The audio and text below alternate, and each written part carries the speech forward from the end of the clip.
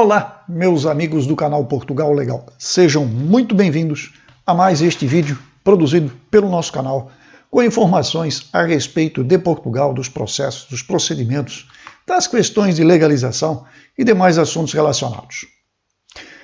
Nós queremos agradecer a todos aqueles que já estão inscritos e aqueles que ainda não se inscreveram e que estão vendo o nosso canal pela primeira vez, que o façam. Inscrevam-se na nossa página aí no canal do YouTube, deem um like aos nossos vídeos, isto é muito importante porque isto faz com que mais pessoas tenham acesso, porque dando o like você ajuda a colocar o vídeo numa melhor posição dentro do ranking do YouTube e, evidentemente, isto facilita que as pessoas consigam localizar o canal e os seus conteúdos. De outra maneira, lembrar, marque o sininho aí na página do YouTube, quando você vai fazer a sua subscrição, está lá, subscrição e ao lado tem o sininho. Marca o sininho. Quando você marca o sininho, automaticamente a página do YouTube vai saber que você tem interesse nestes materiais e ele lhe avisa automaticamente quando nós postamos os nossos vídeos. Dito isto, vamos falar um pouquinho sobre o assunto de hoje. O assunto de hoje é visto de trabalho. Nós já falamos várias vezes nos vistos de trabalho, mas isso em época de normalidade. Agora nós vivemos aqui em Portugal e no mundo inteiro, não é? Uma fase de pandemia. E Portugal não é exceção. Portugal também sofre com estes empecilhos, né? com essa doença, com esse problema todo que foi trazido por esta doença. E por isso é importante nós falarmos novamente sobre este caso agora em época de pandemia. Ok? Vamos rodar a nossa introdução do canal e em seguida nós retomamos com este assunto que foi preparado especialmente para o dia de hoje.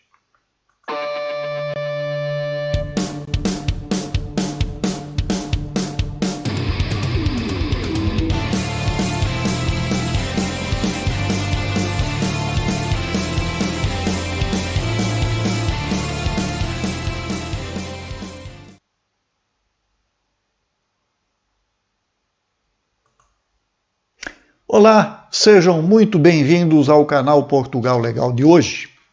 E hoje nós estaremos tratando de um assunto que já foi pauta, como dito lá na nossa introdução, de vários vídeos aqui produzidos pelo nosso canal, e não só o nosso, muitos outros canais, né, que tratam das questões ligadas aos processos, aos procedimentos, né, de vinda legal para Portugal, já abordaram este tema e nós vamos voltar a abordá-lo hoje porque nós vivemos numa época de exceção, nós vivemos numa época de pandemia. E por que que nós dizemos isso? Porque nós, quando estávamos na época da normalidade, muitas pessoas vindo, por exemplo, do Brasil, ingressavam em Portugal como turistas e procuravam sua legalização através dos dispositivos legais que podem ser aplicados. Estou falando aqui da manifestação de interesse. E a manifestação de interesse ou por recibos verdes ou por contrato de trabalho subordinado. Ou muitas vezes até por abertura de uma empresa, por abertura de uma atividade própria, né? Mas que passa pelo mesmo procedimento legal junto ao CEF para o efeito da autorização de residência.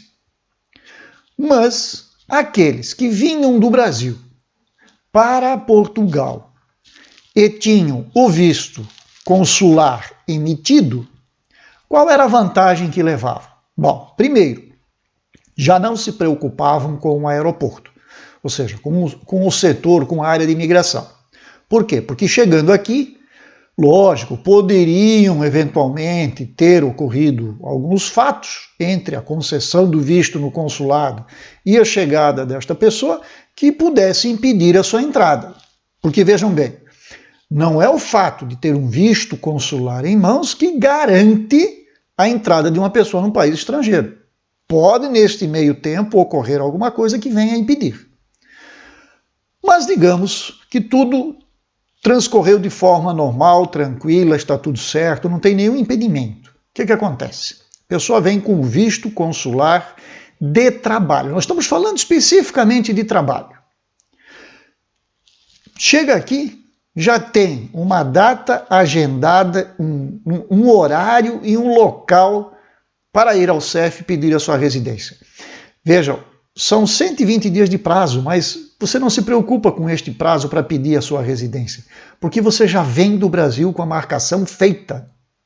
Então o que acontece? Você não se preocupa mais. Você vai lá no dia, na hora e no local indicados, já vem junto do seu visto no passaporte, está lá, está destacado no seu visto, e dias depois você recebe em casa a sua tão esperada autorização de residência. Pois bem, agora, estamos em época de pandemia. O que acontece? Ou melhor, eu vou voltar um pouquinho. O primeiro caso que a gente apontou aqui de alguém que vem legalmente. Agora vamos falar daquele outro caso que o cidadão vem, né? Vinha, porque agora não vem, vinha como turista, com um contrato de trabalho debaixo do braço, ou com uma promessa de contrato de trabalho debaixo do braço. Eventualmente era retirado da fila lá no setor de imigração, o agente ia verificar os documentos e o que ele trazia consigo, se deparava com um contrato de trabalho. Primeira pergunta que o agente faria é a seguinte: e o visto o senhor tem? Não tem. Muito bem. Isto é imigração ilegal e esta pessoa seria devolvida ao seu país de origem no primeiro voo disponível. Este era um dos casos que aconteciam, e nós atendemos a vários deles no aeroporto, em que as pessoas eram devolvidas ao seu país de origem. Por quê? Não apresentavam o visto de trabalho. Tinham o contrato, mas não tinham o visto. Essa é a diferença. Agora, vai me dizer o seguinte, então, mas então eu tenho um contrato e preciso do visto. Sim. Para efeitos de trabalho, você precisa do visto, não basta ter o contrato. Então este é o grande detalhe, e isto é aquilo que as pessoas às vezes não entendem ou não querem entender, porque acham que eu tenho o contrato, me basta porque eu vou lá, eu vou fazer, depois eu faço manifestação. Não, gente, não é assim.